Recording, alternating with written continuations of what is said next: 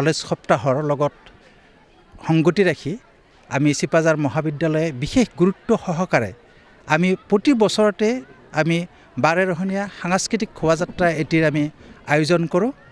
আচলতে এই সাংস্কৃতিক যিটো শোভাযাত্ৰা, এই শোভাযাত্ৰাৰ জৰিয়তে আমি মহাবিদ্যালয় কৰ্তৃপক্ষই আমাৰ শিক্ষকসকলৰ জৰিয়তে লগতে আমাৰ ছাত্ৰ ছাত্ৰীসকলক আমি ব্যৱহাৰ কৰি যাতে আমাৰ অসমীয়া সংস্কৃতিৰ বিভিন্ন দিশৰ যাতে চানেকি আমি আমাৰ চিপাঝাৰ অঞ্চলত যাতে আমি দাঙি ধৰিব পাৰোঁ, আৰু সেই বিষয়ে আমাৰ এটা বৃহৎ প্ৰয়াস এইটো। আৰু আমি এইটো প্ৰতি বছৰেই ৰাইজৰ পৰা আমি বিশেষভাৱে আমি সঁহাৰি লাভ কৰি আহিছোঁ।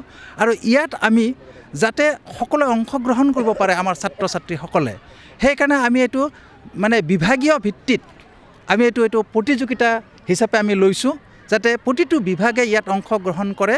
এই বছৰো আমি দেখা পাইছোঁ যে আমাৰ 10টা বিভাগে ইয়াত অংশগ্ৰহণ কৰিছে, আৰু তেওঁলোকে অসমীয়া সংস্কৃতিৰ বিভিন্ন চানেকি আমাৰ বিশেষকৈ আমাৰ দৰং ডিষ্ট্ৰিক্টখন, জিলাখন আমাৰ সাংস্কৃতিক দিশত বিশেষভাৱে আগবঢ়া। আৰু এই আমাৰ যিটো সংস্কৃতি, দৰঙৰ যিটো সংস্কৃতি, সেইটো আমি সমগ্ৰ আমাৰ ৰাইজৰ আগত আমাৰ ছাত্ৰ ছাত্ৰীসকলে খুব ধুনীয়াকৈ সুন্দৰভাৱে দাঙি ধৰিছে।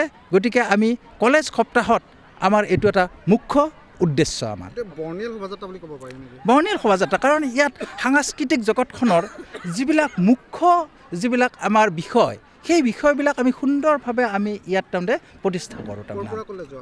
আমি ইয়াত আচলতে আমাৰ মহাবিদ্যালয়ৰ পৰা আৰম্ভ কৰি আমি চিপাঝাৰ ঘোঁৰাবান্ধাত যিটো আমাৰ পেট্ৰল পাম্প আছে, আমি পেট্ৰল পাম্পৰ পৰা আমি ঘূৰি আহিছোঁ।